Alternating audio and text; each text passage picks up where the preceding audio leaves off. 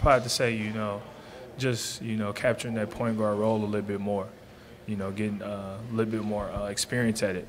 Like I said, the things that he can do on this court, his IQ and the way he sees the court is at another level. And to be able to work alongside of him and learn some things is always a good thing.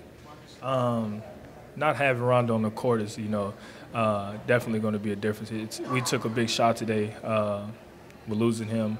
And it's going to be hard, Like I said, he's the captain and he gets stuff going. Everybody, everybody flows when he flows. And my mindset, and I can speak for anybody else on the team, our mindset isn't going to change. We're going to keep going in and keep working. This is day one, and just try to get together and get this chemistry as a team. So Rondo will be out for the first month of the season. That means Marcus Smart is going to be, at least for a lot of the time, taking over point guard duty. Yeah. The guy, there's no question about his readiness. Yeah, I know. I mean, there's no question about his readiness for the league as far as this mental state is concerned. But physically, probably going to be able to handle it. But talent-wise, skill-wise, rhythm-wise, what do you think is going to happen after hearing what he had to say today? Oh, it's so hard to say. I mean, we haven't seen him shoot a basketball since he was playing at OK State. But I think you talked about his mentality. We talked to almost every player and the coaches about him, and they all said the same thing. Great kid on the court and off the court. Hard-working kid in the weight room, on the court, whatever it was. He's played a bunch of pickup games. Rondo talked about the same thing as hard-working is. I think in terms of a rookie that, if you could go through the entire rookie class and say, who would be ready for a situation like this, I think he would have to be one of the top couple of players that would be listed first in terms of just taking over those minutes and showing that he can, really step up and step in here right off the bat. I mean, the thing is, he's confident, but he's still humble at the same time. Right. He doesn't seem like a J.R. Smith kind of guy. Right. I mean, he won't be tweeting booty pics Hopefully. anytime soon. But I mean, he seems the kind of guy that he can be aggressive and be confident and know what he wants to do, but not kind of lose control the way that a lot of these other guys do. And that's so crucial. Right. The only thing I'm not worried about, but I'm just wondering about, is if he's going to be bouncing around from point guard to shooting guard. How is that going to mess with him? Some nights, maybe he starts a game, maybe he comes off the bench and he's overthinking, well, why am I not starting tonight? Was this something I did last game? Or why am I not starting the third quarter? I wonder if he's going to try to put too much pressure on himself, or because, let's be honest, he's coming from until he comes to the Celtics team, I'm sure most of the teams he's played on in his career, from when he was a little kid to AAU to high school to college, have been winning teams. Mm-hmm. So how does he adapt to losing? Because let's be honest, this team is going to lose, especially so without Rondo. Does he put too much of that weight on his shoulders if he's playing 25, 30 minutes a game after that? Does he think, maybe I'm not doing enough, I'm not doing this, I'm not doing that? Or does he take it all in stride? Does he listen to the veterans? Does he listen to Stevens? That's what I'm interested in, just how he reacts to the increased playing time off the bat and the record, I guess, at the end of the day. I mean, that's a big one, is how do you keep going out every single night when you see that the win column's a lot less than the loss column? Yeah. And I mean, a lot of guys have to make that adjustment. A lot of those guys don't do very well with that adjustment. Usually it's stamina that kind of gets you towards the end of the year for a rookie, but everything about what people say about him and the way that he presents himself publicly, it kind of tells you that he's going to be able to handle that better than most people would be able to handle it. Agreed. I think that what you see in the court, you're going to see, the team is going to see times 5 or times 10 in the weight room and in the practice court, where he's just going to be continuing to work, continuing to grow, continue to build strength. And he's obviously height-wise not huge, but he's pretty built for his size.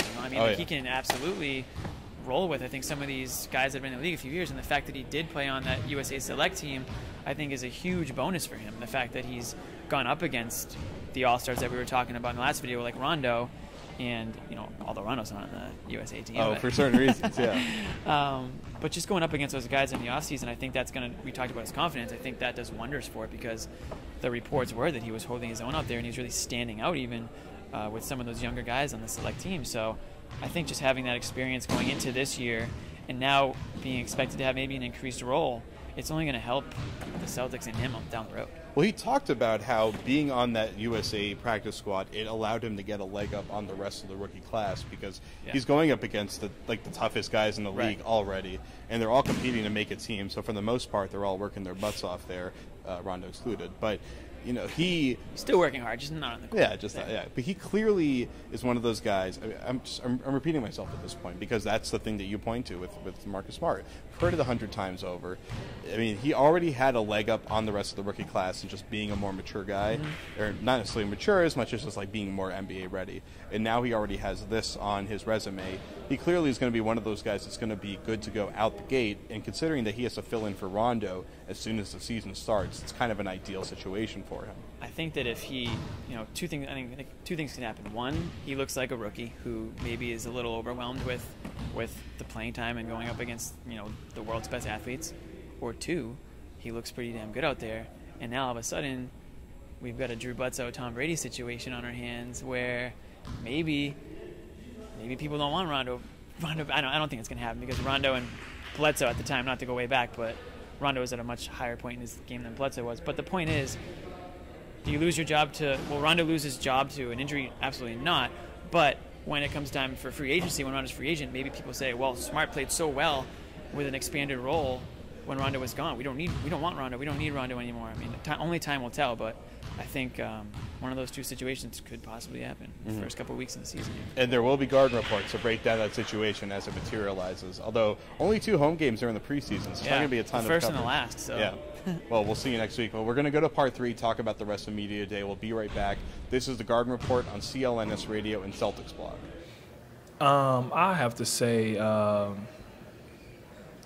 important lesson that I learned with USA Basketball is that, you know, just hard work and dedication can outbeat talent any day. You know, I was playing against some of the elite guards, elite players in NBA, and I was 1 or 2 rookies. You know, and I wasn't the number 1, number 2, number 3 pick in the NBA draft. How big was that getting used to how difficult the league is going to be being able to play against some of the best players right out of the gate? It was a good experience, you know, because not only did I compete with those guys, but I excelled at a high level, and it boosted my confidence up, and you know, it got me ahead of the game. I'm a little bit ahead than a lot of the players in my draft class because I was able to play against those guys.